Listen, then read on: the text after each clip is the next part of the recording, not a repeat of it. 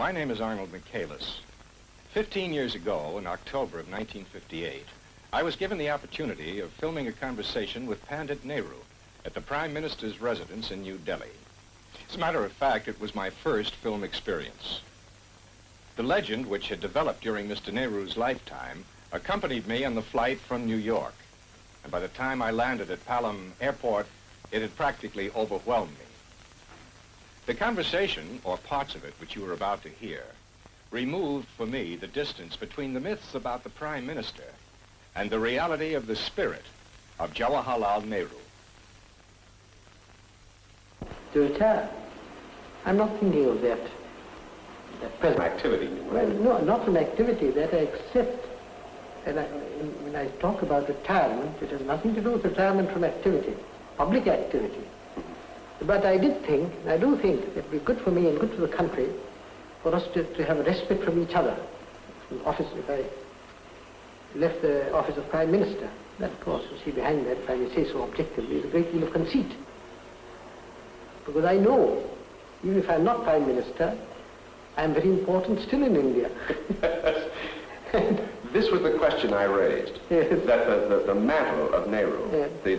the atmosphere of Nehru, must remain what it is in India, regardless of any official change of office. And you're aware of that. Yes. When you were supposed to stand for re-election as President of Congress, and apparently you weren't too anxious to stand for re-election at that point. And you wrote an article, I believe it was for the review of the Modern Review in Calcutta. No one knew that you had written it. It was completely anonymous. But to me, it points up your really tremendous gift for humor, as well as your capacity for satire. And this is what it says in part. Hail Jawaharlal.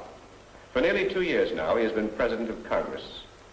Steadily and persistently, he goes on increasing his personal prestige and influence, like some triumphant Caesar, leaving a trail of glory and a legend behind him.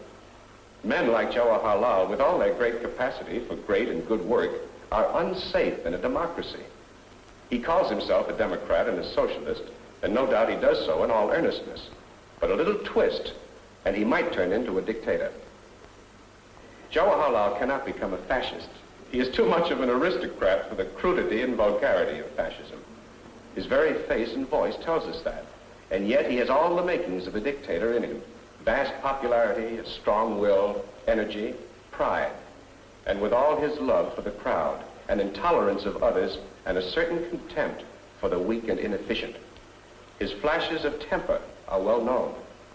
His overwhelming desire is to get things done, to sweep away what he dislikes and build anew, will hardly brook for long the slow processes of democracy. His conceit is already formidable. It must be checked. We want no Caesars.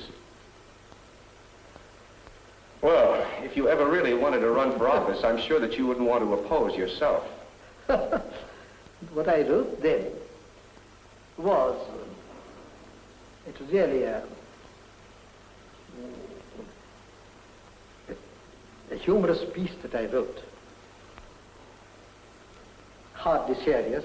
Oh, but such biting satire. But at the same time, with, how shall I put it, not what I conceive myself to be wholly, but still what might be aspects of my nature, part that is,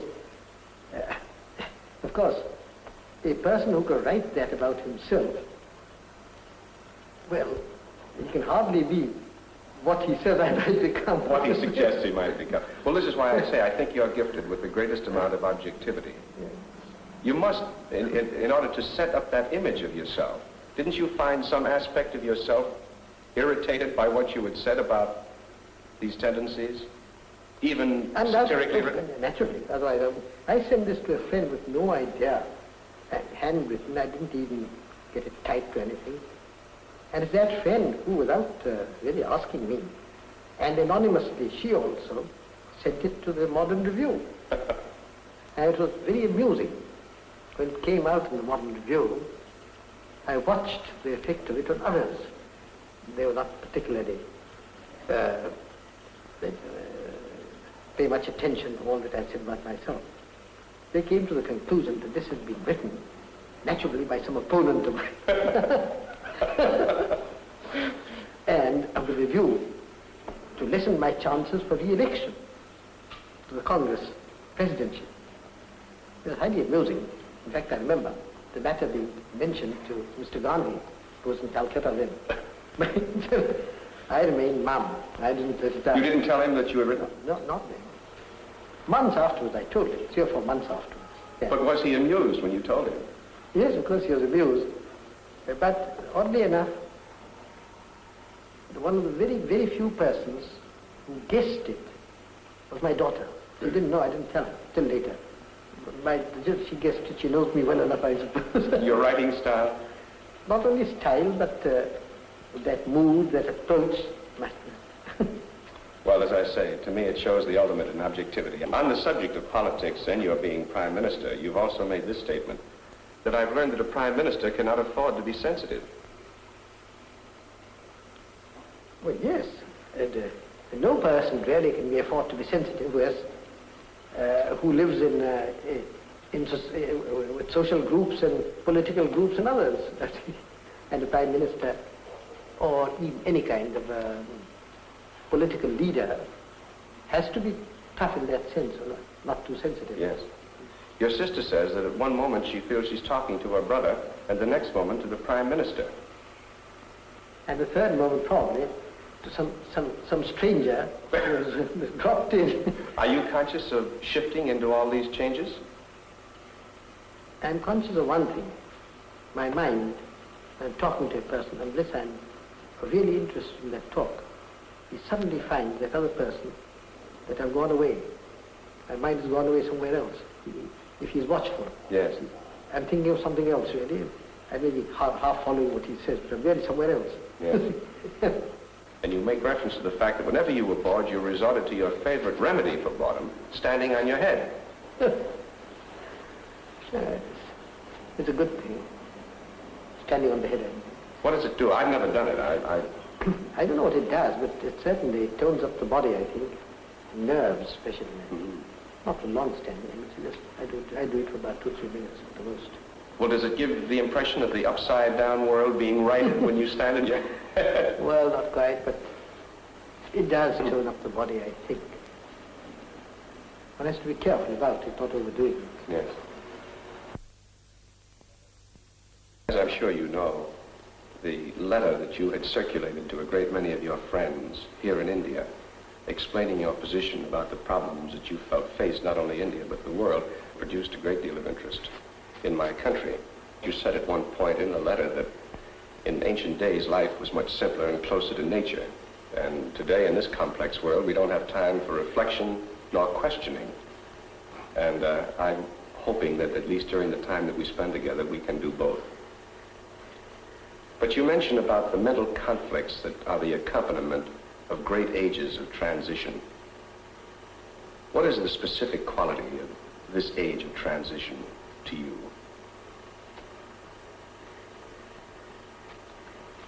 Well, I should say the specific quality is what I've said in that letter, that man's material advance,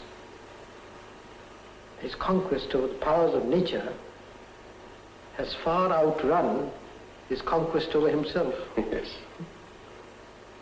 And therefore there is this hiatus, a lack of equilibrium. And problems arise unless that is bridged. Of course, perfect equilibrium doesn't exist anywhere. And I don't suppose it existed at any time.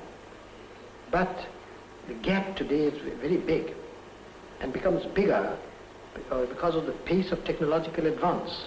More and more power comes. And the wisdom to use that power aright may not follow, does not follow, as a matter of fact. Well, then we need schools of introspection as well as schools of science. Is that your point? We call it schools of introspection, or whatever the method may be, but we certainly need a great deal of quiet thinking. Even the fact of drawing yourself away for a little while from ceaseless external activity, give your mind a little rest to think. Even that is helpful. Well, now, classically, hasn't that been reserved by men of religion? Religion, yes. But then religion also has diverted the mind into rigid channels. Rather opposed to that spirit of free inquiry which science is supposed to encourage. Yes. I'm saying, the right thing, of course, is for an individual to seek the truth, try to find it, regardless of consequences. It may hurt the truth, but it does. But the truth doesn't cease to be a truth because you shut your eyes to it, because you turn away from it. No, not it comes with a bang later. Well, of course, I've been very much interested in the points that you make about the conflict in your mind between the term religion and the term spirituality, which in the minds of most churchmen are one, but you do make the distinction, and that interests me a great deal. Yes, religion should include, of course, spirituality. But religion also becomes institutionalized, with rigid forms, rigid dogmas. I don't consider them spiritual at all. Yes. They may be good or bad, it doesn't matter. But they are restrictive and they give a certain rigidity to a person's mind. Now, mind you, religion may help a person. I mean, rigid forms of belief may help a person in the sense that they give a little comfort. They suppress doubts. You can't, responsibility you put on somebody else. Therefore, it's helpful. But any rigidity prevents growth, mental growth, spiritual growth, and all that. So, insofar as religion becomes too much attached to institutions and rigid dogmas, there is danger of the element of spirituality becoming less. And then you also go on to say that you feel that religion, Orthodox religion that is, has a tendency to make a person more interested in his own salvation rather than in the good of society. Yes, that is so everywhere, I suppose, but more so, I think, in India than elsewhere. Why is that? The whole basis of Indian thought has been rather individualistic.